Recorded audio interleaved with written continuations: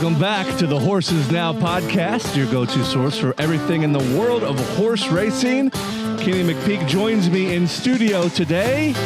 Kenny, what's up, my man? How are you? Well, we're going to start this show by saying giddy up. Today we're going to talk about HISA. I like it. And it's going to be a little bit controversial. Okay. I'm going to say some good things. I'm going to say some bad things. I think that it's something that sport and fans and maybe even horsemen want to talk about.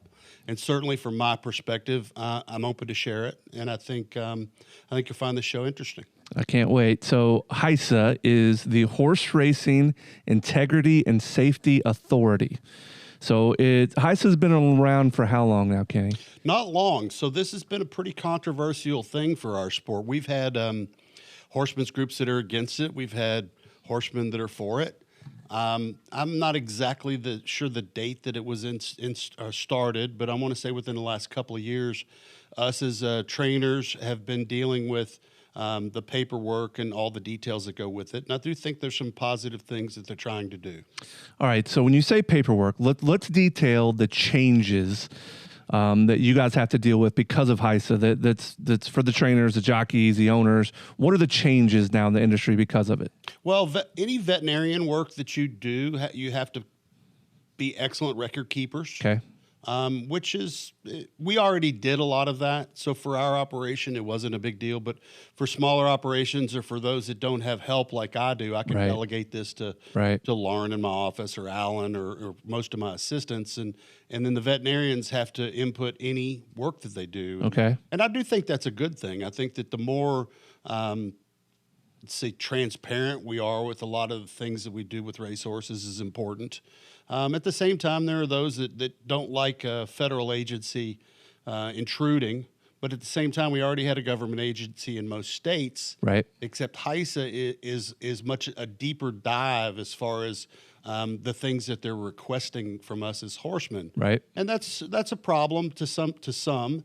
At the same time, I think that they're well-intentioned, and I think that this is something that could work for the sport. All right, so let's talk about the positives. What positive changes have you seen from the HISA regulations? And you just kind of named a few, but are there any specific safety or integrity measures that you have that you think's really improved horse racing? Well, I think they've got protocols that address the soundness of horses. And that's excellent. I think that's important that everyone be on the same page. A horse's history is important. When you haven't run a horse in a while, like for example, if you haven't run a horse in a year, you've got to come back and you've got to have your vet checks to make sure that horse is approved to run. When you do a pre-race workout, you have to have that document taken care of with your vet. You have to examine the horse jog up and back, check soundness. When you enter race, when you're scratched, there's details that are kept on that horse being scratched. Mm-hmm. When you inject a horse, all that information is gathered. Mm-hmm. When you shockwave, a horse can't breeze or run for 30 days. So a lot of these rules I think are good. At the same time, it's a, how do you say, I'm not sure how to verbalize it. It's a work in motion. It's coming together, and I think there's a lot of things that are great about it, and there are things that are we scratch our head like why is this? Kind of like building the plane as you're flying it. Yeah, that's a good one, very good one. But the people that are running HISA are very well intentioned, and they're working really hard to do something good. Yeah. And they're getting a lot of pushback legally, right? Nationally, a lot of states have pushed back on the use of HISA or they kind of consider it an intrusion. But at the same time, I think this sport needs to pull things together. We need to align not only our rules. There's a lot of things that need to be aligned, and I think HISA. I think if they go down that path, that they can accomplish a whole lot, especially when it comes to financial responsibility. They haven't gone there. Really, at this stage in HISA, they've been really focused in on really soundness. They're trying, to some extent, they're trying to catch people that are doing nefarious things. Got it. And I don't think a lot of that's out there. Got it.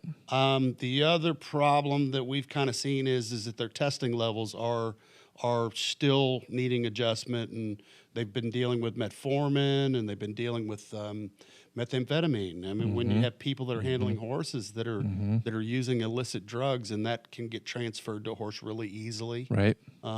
There are trainers that have been dealing with this thing. Is very disturbing for them. I could give you a list of trainers, and that You've been through a little bit of that yourself. yeah, and we sorted it all out, and it's, you know, look, when you're dealing with people's careers and people that have worked really hard to build a business, and then they get something that's picogram, nanograms, Right. that really is not performance enhancing. However, HISA hasn't, I don't think, fully figured out how to deal with some of those things. Sure. And like I said, they're well intentioned. I think they're working hard to try to like catch the people that do bad things. Right. I don't think there's that many of them. And I think that if you're on top of that particular area of the sport and making sure that it's a fair sport and that there isn't rampant drug use, I think that's great. But then now I think we need to maybe shift a little bit and get into maybe more of the alignment of the rules state to state. There's one topic that really, really disturbs me that I think HISA needs to address, and Okay. I'm going to hit on it right away. Financial responsibility. Okay. Think about it. If an owner doesn't pay a trainer, trainer can't pay his help. Yep. Trainer can't pay his help, can't pay his feed man. Who's going to be the one? The horse is going to be the one that lacks. Right. And so I think we need to address a lot of that. I can't imagine at this stage in my career having to deal. There are trainers on certain levels that struggle to get paid. Yeah. And when that happens, the trickle-down effect affects the horses. Right. And ultimately, that's what HISA is trying to do, right? They're trying to, it's kind of an animal safety piece. Yes. They're trying to make sure that these it's not cruelty to the horses. They're trying to keep the animals safe. But that's a great point you're making there. And now, do they have anything to do with that? Well, it doesn't seem like anybody wants to enforce all this. Okay.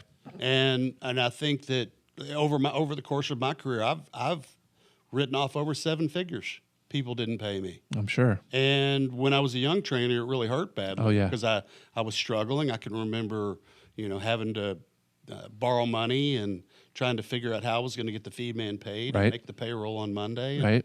Trainers, horse trainers, people think that it's all about horses.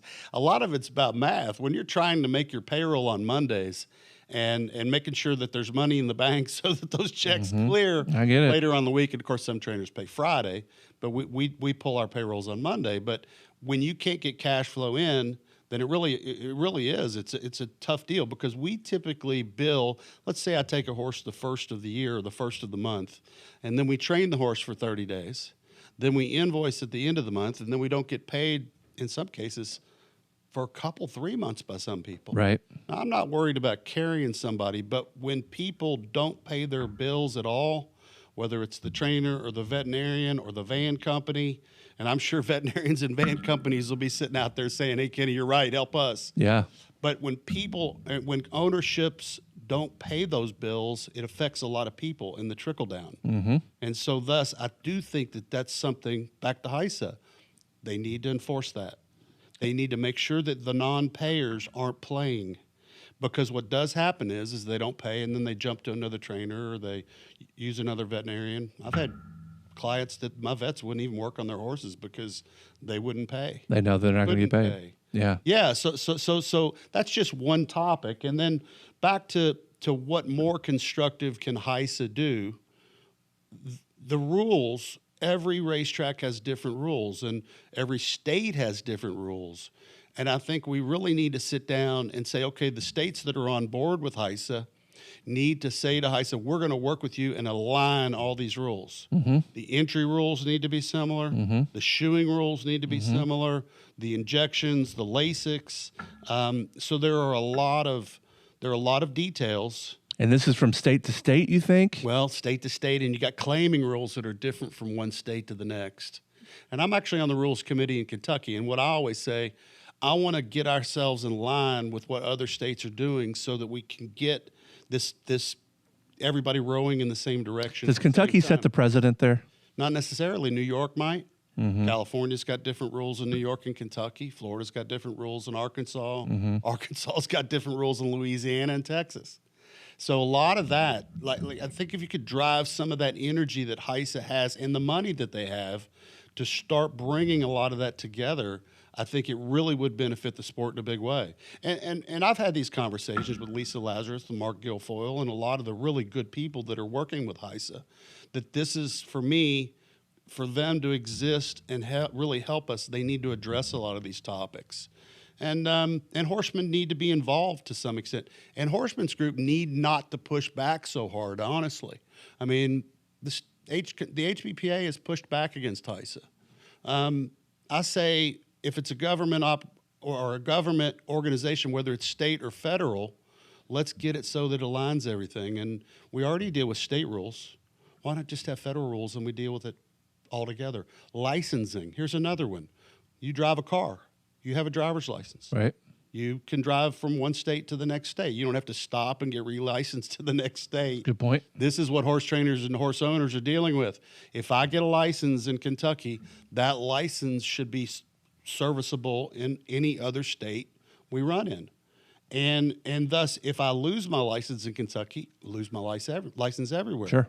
Now, if states want the revenue from the licensing, I would say, okay, fine, here's my credit card, or we'll pay the fees, but don't put us through another licensing, another badge. And I mean, just getting another badge. I carry badges from like 15 different states. I have licenses with pictures. How expensive are those licensing? Oh, it's well, Arkansas is probably the best. I think it's $15. Oh, okay. So yeah. Yeah, but Arkansas is a really easy state to work through. But I can't remember the math on all of them. And we have something called the National Racing Compact that does a great job helping ownership get licensed state to state to state. I gotcha. But you can't imagine the math that they go through. Some states want fingerprints. This is an old joke that I've stolen from someone else, that racing horses absolutely destroyed my career as a bank robber. Oh, yeah, guarantee it. Because they got my fingerprints and palm prints, and I've probably done that, I'm going to say 50 to 100 times. Right. And I don't know anywhere they would even utilize those fingerprints. Yeah, right. So anyway, this is silly stuff that I think is important that this industry sort out. And I think HISA is really in a position to be able to make these kind of changes. And you shouldn't have to ask an 80-year-old person that's racing horses, or even a 50 or 60-year-old racing horses, to be fingerprinted. Yeah. It's ludicrous. Right. Do we not want people to race horses? Right. Really? Yeah, it's killing the growth of the sport. Well, you could just simply say, if we request your fingerprints. Yeah. And let's say someone has a felony or a criminal record, that's another deal. Yeah. But this fingerprinting and overlapping state licensing would be something that I think HISA could really make some inroads in, and I'm looking forward to them doing that. Now, what funds HISA? Well, you know what? I probably need to dig deeper into all that, but really, it's ultimately coming out of the horse players' pockets, probably, where the takeout and percentage of the purses and things like that. We need to look that up, because I can't remember That's fine. How they've mathed that out, but they've got a lot of money behind them. Is HISA different state by state, or is it kind of a United States type thing? No, it's the United States. It's North America. So they handle all North America, even though, as you just kind of laid it out, all these states are different. And they all have all these different rules. But HISA is one organization kind of overseeing, not necessarily overseeing, but that is involved with all these different states and all these different races. Toughest job ever might be a steward's job, because a HISA rule might be overlapping a state rule, which might be overlapping a racetrack rule. Gotcha. And so like I said, a lot of this stuff is, for horsemen, we're typically simple people. We want simple. We want to know what the rules are. And we want clarity on all of it. And it's a big task. So Lachlan McLean, who is a local radio personality, he put something out on Twitter this morning, which was talking about how the state of racing in California is just dismal. There was a pretty decent purse today that I think 4 horses were running in. And they were talking about how small the actual numbers were in the California races. Well, there was people that were relating that back to how the animal rights activists and how those sort of organizations are really hurting the racing organization in California. Does HISA help or hurt that? Well, I don't think the animal rights activists have had any impact on it at all. You don't think that's that? No. Okay. They've protested, but they protest everywhere. They Right. protested Saratoga. They've protested in Santa Anita. No, I don't think that's it at all. I stabled in California, and I have raced in California. You just got back from Del Mar. Yeah, on and off for 30 plus years. I spent nearly 2 years stabled out there. And we had some success. We won some graded stake races. We ran well. But financially, it was really difficult. And the problem that I think California racing has is that we're fortunate here in Kentucky because we have instant racing or historical racing that's helping us. The state of Kentucky in general and the politicians in the state of Kentucky do everything in their power to help the thoroughbred racing or horse racing in general. Whereas in California, the politicians don't care. And I don't think that they really vision that the jobs that it creates. And then, for example, years back, we won a really nice race at Hollywood Park called the Starlet. And they tied up 16% of our money in the California tax issue. And we had to hire a lawyer, accountants, CPAs, to try to get the money back. And we had won that money. And ultimately you get it back, but they make you jump through these hoops. Sure. And it almost disincentivizes you racing out there by doing it. Got it. And so I got to the point where every time we'd win a race or we had purse money that was there, we had to struggle to get it. And my clients weren't interested in that. Yep. Makes sense. In Kentucky, we don't deal with that. And they don't take it off the top out of the purse account, and then you have to chase it. The game's hard enough without all that. Yeah, well, there's your answer there. Okay, back to HISA. Let's talk about race day operations. It seems like some of the regulations have been adjusted by HISA. Have these changes improved the safety or the experience or the sport at all, or have there been drawbacks? Well, I think they've definitely improved the safety. I don't have any doubt that what they're doing is a very positive. At the same time, anytime you change and you're asking horsemen to do something that they haven't done before, then you're going to have a certain group that pushes back. In our case, I chose not to push back. I said, okay, we'll deal with whatever rules you put out there. And I don't always agree with the state veterinarians. Actually, I argue with them. Mm-hmm. Sometimes I've had horses scratched. I don't agree. There wasn't any for us. There wasn't anything wrong with the horse. Mm-hmm. They put it on a list. Then we have to jump through the list you have protocols that you have to go through to get off the list. Yep. That's something that I think needs addressed. The state vets can easily take one off, but then they struggle to get them back on because they're short-staffed. Well, that's not my problem, but it becomes the owner's problem. Got it. Because the owner subsequently can't run the horse. Right. I've got one of my great clients, Scott Leeds, very upset about. We've had three horses that we really didn't feel like there was anything wrong with. But the veterinarian scratches. Wouldn't let them run. And one filly comes back and runs well in 2 stake races after they put her on a list. And when you get on a list, you can't get off for sometimes 6 weeks. Oh, my goodness. It's expensive. So when a horse gets scratched, is that typically a veterinarian decision, not your decision? Well, the state veterinarian has every right to scratch your horse. If they don't like the way the horse moves or if they see something suspicious in the leg, we try to beat that to the punch in the sense that if we don't like the way a horse is going, then we either don't enter it or we scratch it beforehand. Got it. And so sometimes we feel like this is the way the horse always goes, and there's many cases. None of them are perfect, especially a horse that's run a lot of times. You know, it's like any of us. As older you get, the slower you might get out of the starting gate in the morning. Gotcha. But I do think that they're thorough. Sometimes I think they're a little bit overzealous about what they're picking on. I've had an argument recently. I had a 1.5 mile grass horse. Those horses don't break down. Yeah. The pace of that race is so steady. And he wouldn't let the horse run. The horse has been months and hadn't been able to run. And you don't understand why? No, the horse had an OCD in his stifle as a young horse. He's carried it. He always protects it. They don't like the way he jogs. I said, well, it's not a jogging race. It's a 1.5 mile grass race. All right. So we've had this. These are just, that's one detail of many of the things we deal with. And then you have horses that have had arthroscopic surgery, which we've talked about on this program. Yep. And they might have some degenerative joint disease.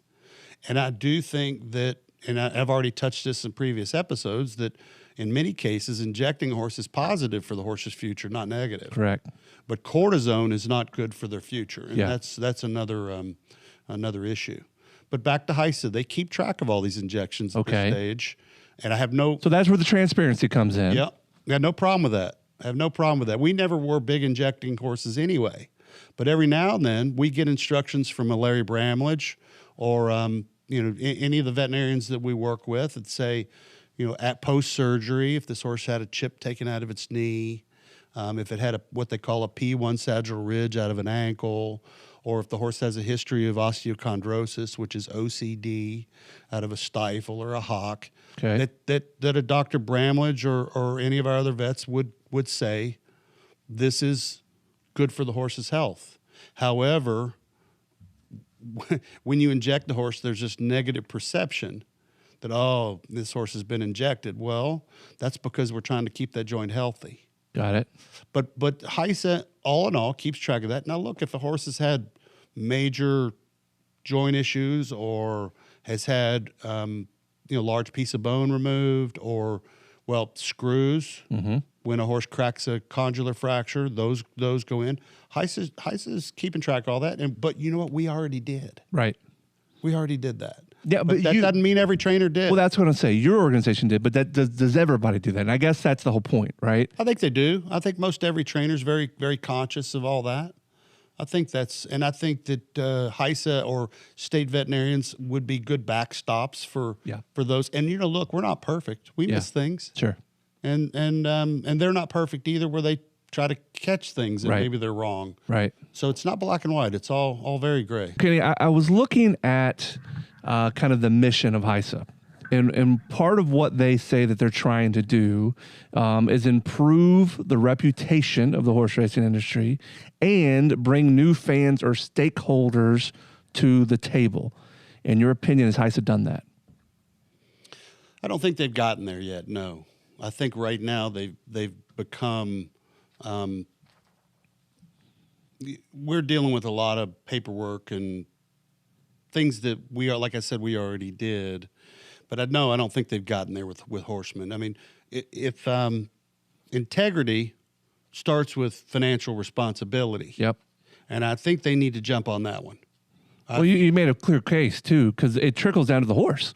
And that's ultimately what we're trying to do. This needs to be right up near the top of their agenda. Yeah. If you want respectability, why would a young trainer want to train horses if he thought he was going to struggle to get paid? Yeah. Why would a young veterinarian want to even be a veterinarian? Right. If they can't get, I know veterinarians that have left the sport because they weren't getting paid. Yeah, understood. So that is, I do think, needs to be shoved towards the top of their list. And financial responsibility, it does. It trickles right on down and hard and fast too. And it's one thing to be slow paying, and it's another thing to be no paying. And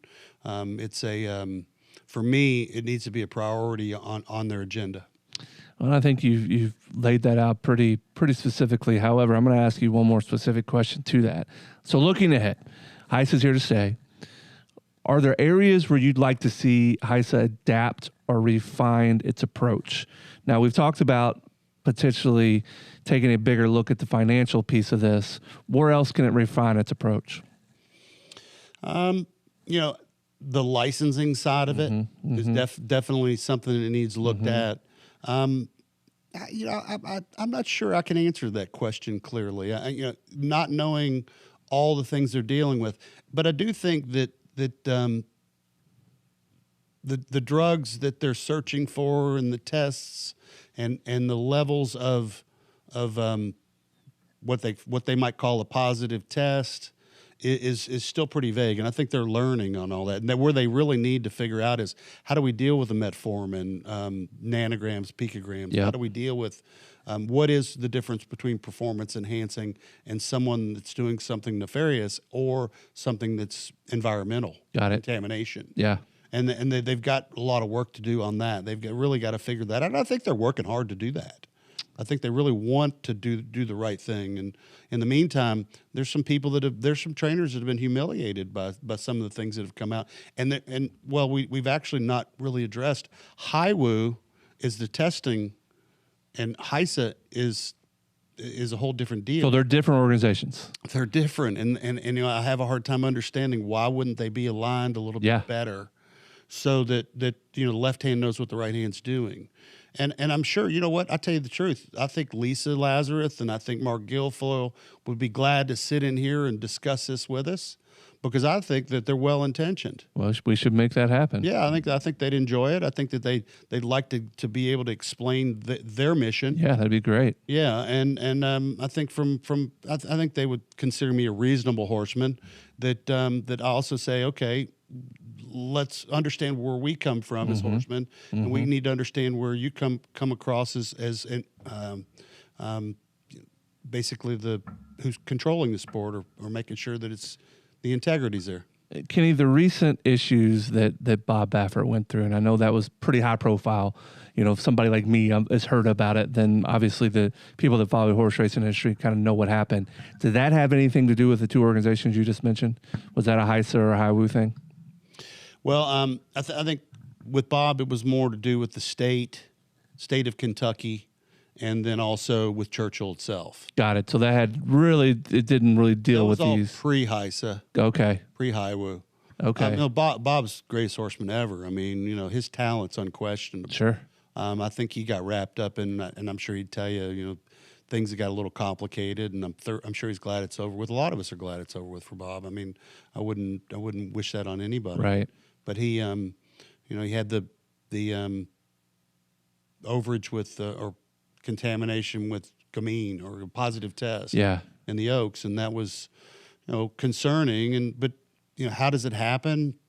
I'm not sure even he could explain it, or his vets. And another one, he, good friend of mine, I think the world of Bob, and he'd probably be glad to sit in here and discuss it, or maybe he wouldn't. I don't know. Yeah, who knows? But and then on the Derby winner that got disqualified, I think that was that's nothing that was intentional. Yeah, I have no doubt it wasn't intentional. But that's where these testing levels. I mean, we test in horse racing much higher levels than even the Olympics. That's crazy. Yeah, it is. It really is. Because I think that there is a certain group that thinks that people are cheating. Well, the people that are winning races are still winning races. So I don't know. Is it cheating, or that people are doing something damaging to these horses? No, not whatsoever. They think people are cheating for an advantage. Well, I think that cortisone usage in thoroughbreds, and the balance between using drugs like Halartin, which generate cartilage growth, and utilizing cortisone with that is it's problematic to regulators. And there are trainers and vets that have used just straight cortisone, which is really bad for the horse. Right. There's no healing aspect to it at all. But all of us wake up every day trying to do what's right for the horse, and I think that's continuing to happen. And I don't know that there's been that much change since HISA has been installed. Interesting. But at the same time, the testing levels are they're a bit of a head scratcher, because sometimes even if you follow the instructions on your out times, that doesn't mean that horse might clear. Might depend on a horse's metabolism. I think I've said before, I had an overage for cortisone years back at Tampa, and I think our veterinarian missed the joint and actually put it into the cartilage, which means it stayed in the system longer. So that could happen, but I don't think any of it's intentional. All right. Last question, and this came to mind when you were talking about how maybe some of the people who are handling the horses had dealt with some sort of methamphetamines, and that transferred over to the horses. Now, I don't want to get too political here, but I'm curious, with the whole political landscape that we just went through with the election, and there was a lot of talk about the border and illegals and people being in here illegally.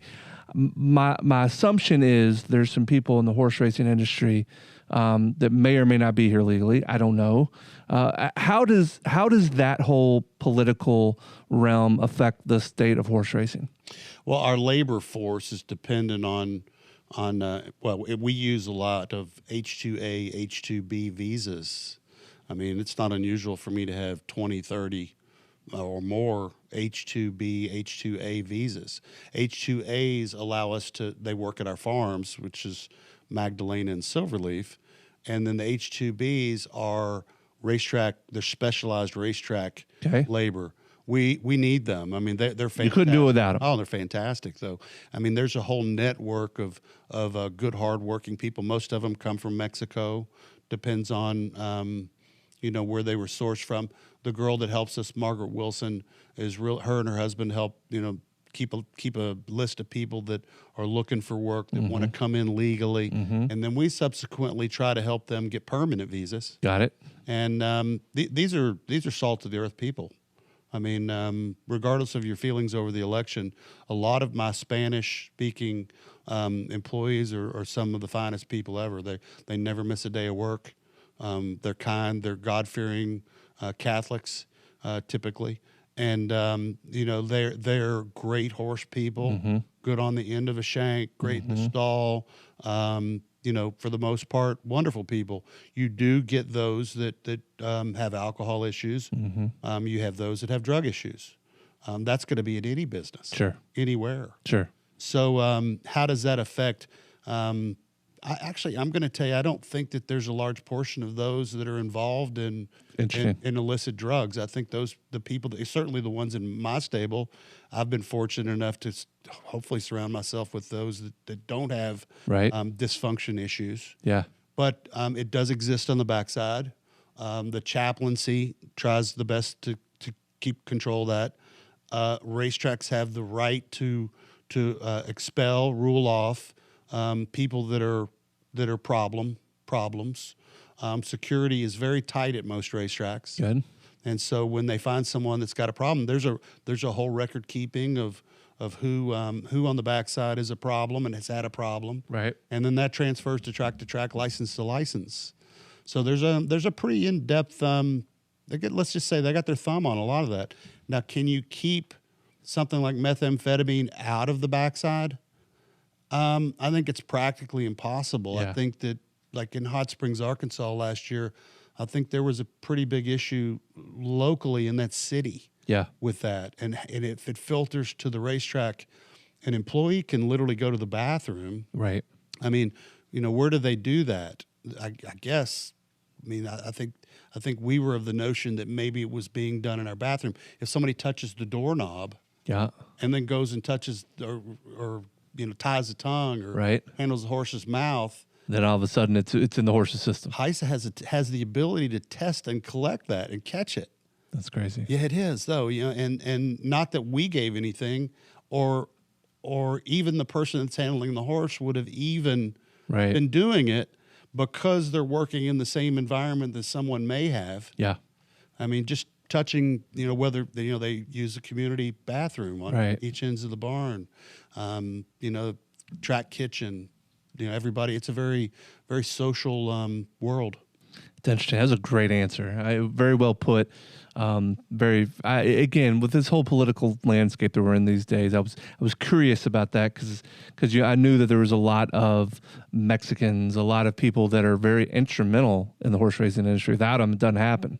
Well, the state of Florida requires e-verify, and if they're not e-verifiable, then we don't keep them. Good. Now, we might employ them long enough to figure out whether they are e-verifiable, but if their Social Security number doesn't match, or the name doesn't match, then you can't employ them. And I think that's reasonable. And I would think that thoroughbred racing or racetracks, whether it's quarter horses, thoroughbreds, we're very dependent upon people like the Spanish community to be able to take good care of our horses. And I'm hopeful, no matter how everything unfolds with this next president, that they're willing to work with us and make sure that we continue. I know that this stage we already went through it with one administration with Trump, and then we've dealt with it with Obama Biden. But we're going to continue to check dot every I and cross every T on the legal nature of the staff. Great answer. All right, Kenny, I think we've hit on HISA pretty deep. I would like to invite again, and you named a few names of people that are very involved in the HISA side of things. I'd love to have that conversation with them. We're reaching a ton of people with this podcast, so maybe we can shed a little bit more light on what they're doing. And I encourage listeners, if you've got more questions, and you know what, maybe we could, I think Mark Guilfoyle would be a great guest.